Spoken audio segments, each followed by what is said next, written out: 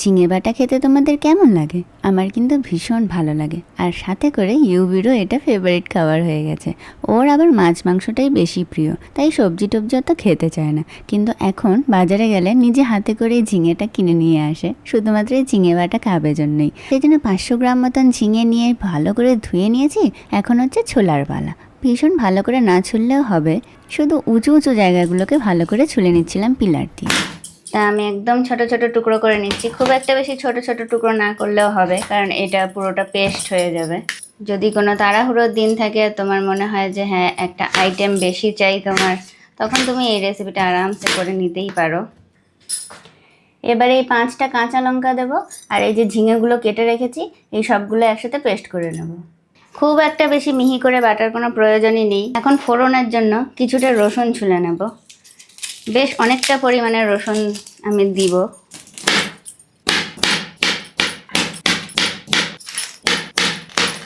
ওরে পালাচ্ছিস কোথায়, পালিয়ে যাবি কোথায়?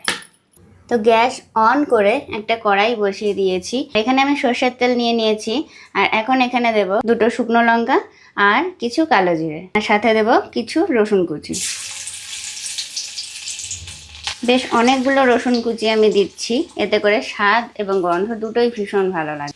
রসুনগুলো যখন লাল লাল করে ভাজা হয়ে যাবে, ঠিক সেই মুহূর্তেই সুন্দর একটা গন্ধও ছেড়ে দেবে, আর তখনই এই ঝিঙে বাটা পুরোটা দিয়ে দিতে হবে একসাথে। খুবই ছিট করছিল। তো পুরো রান্নাটা এখন হাই ফ্লেমে হবে। এখন একদম পুরো আঁচ বাড়িয়ে রেখে সমানে এই জলটাকে কষাতে হবে, আর খুবই ছিটবে, তো প্রেফার করবে যে ওপরে একটা ঢাকা লাগিয়ে দিতে। তো এখন মোটামুটি ঢাকা দিয়ে চলে এসেছি। ঝিঙা বাটা যেটা বসালাম আর কি, ওটা মোটামুটি হাই ফ্লেমেই করতে হয়, নয়তো জলটা শুকোতে অনেকটা টাইম নিয়ে নেয়। তাই আসলাম এই ঘরে একটু হাওয়া খেতে, বিকজ খুব গরম লাগছে।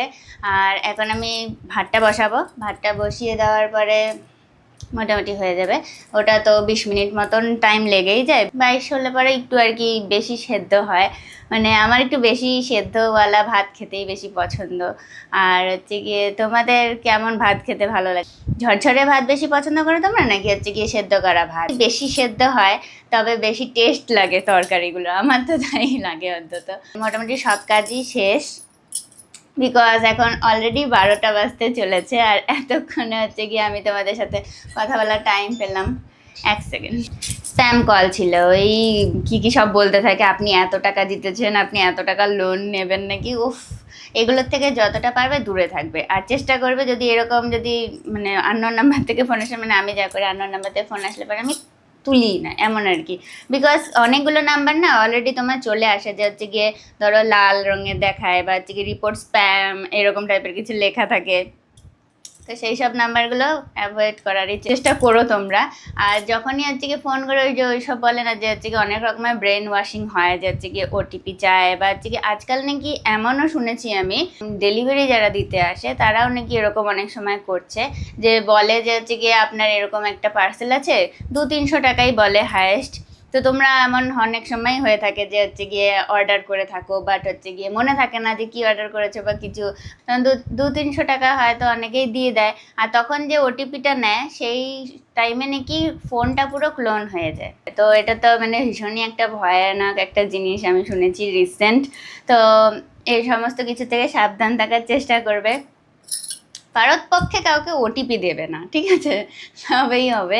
হ্যাঁ, ঝিঙা বাটাটা আর একটুখানি বাকি, কারণ নুন মিষ্টি কিছুই দিইনি এখনো, শুধু হচ্ছে গিয়ে বসিয়েছি। আর এখানে এখন বাইরে যাচ্ছি না, ঘরে বসেই কথা বলছি, বিকজ হচ্ছে গিয়ে বাইরে একটু বৃষ্টি নেমেছে। তো বাইরে বৃষ্টির আওয়াজে আমার কথাগুলো ঠিকঠাক মতো নাও শোনা যেতে পারে, তাই না? সেই জন্য আমি ঘরে বসেই কথাগুলো বলছি। এখানে বৃষ্টি তো হয়ই না, আর বৃষ্টি দেখতে আমার খুব ভালো লাগে। তোমরা তো হয়তো এতদিনে জেনেই গেছো এই কথাগুলো, তবু আরও একবার করে বলছি।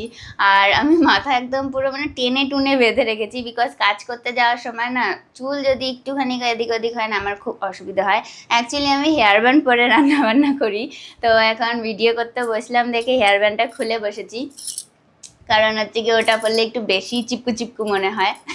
অবশ্যই এই ঝিঙে বাটার রেসিপিটা একবার ট্রাই করে দেখো বাড়িতে। আমি লিখে দিতে পারি তোমাদেরও 1 থালা ভাত শেষ হয়ে যাবে শুধুমাত্র এই রেসিপিটা দিয়ে। ঝিঙে এমন একটা সবজি না, যেটা হচ্ছে গিয়ে প্রচুর জল জলে টাইপের হয়, বা হচ্ছে গিয়ে ঝিঙে পোস্ত এই রেসিপিটাও ভীষণ ভালো লাগে। যখন করোনার টাইম চলছিল তখন হচ্ছে গিয়ে বিভিন্ন রেসিপি ওই ফেসবুক গ্রুপগুলোতে অনেকেই শেয়ার করতো। তো ওখানে আমি একটা গ্রুপে এরকম দেখেছিলাম, একজন এরকম কোয়েশ্চেন করেছিল যে এই ঝিঙেটা দিয়ে আর কি কি রেসিপি হতে পারে, কেউ আমাকে বলো প্লিজ। বিকজ হচ্ছে কি ওই ঝিঙে পোস্ত খেয়ে খেয়ে আমি জাস্ট হচ্ছে গিয়ে মানে হচ্ছে মুখটা জাস্ট বেশ স্বাদ হয়ে গেছে।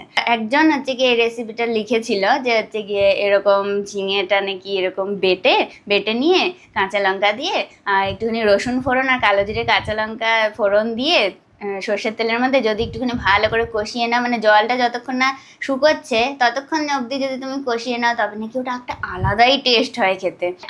আরেকটা কথা, সেটা হচ্ছে কি ঝিঙে বাটাটা যখন হয়ে যাবে না তখন কি করে বুঝবে যে হয়ে গেছে? জল তো শুকিয়েই যাবে, একটা বুঝতে পারবে, গন্ধ আলাদা হয়ে যাবে, এটাও আরেকটা বুঝতে পারবে।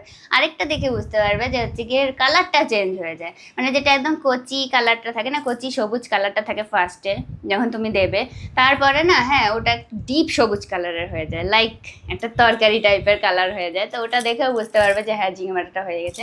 তো চলো, আমার মনে হয় ঝিঙে বাটাটা হয়েই গেছে, চলো একবার দেখিয়ে নিয়ে আসি তোমাদেরকে। তো চলো দেখি উঠিয়ে যে কতটা কেমন হলো, খালি পুড়ে না যাক।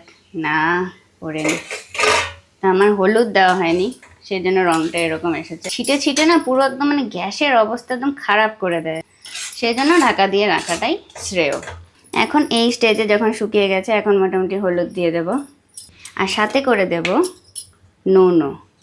যেহেতু ঝাল দিয়েছ, নুন দিয়েছ, হালকা অল্প একটুখানি চিনি দেবে, এতে করে না স্বাদের সামঞ্জস্য মেনটেন হয়।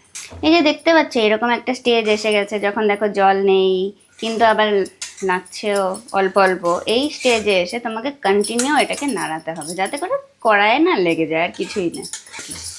ব্যাস এমন করে মাঝে মাঝে একটুখানি নাড়িয়ে দেবে নিচের থেকে। চলো একবারে কমপ্লিট হওয়ার পরে দেখাচ্ছি।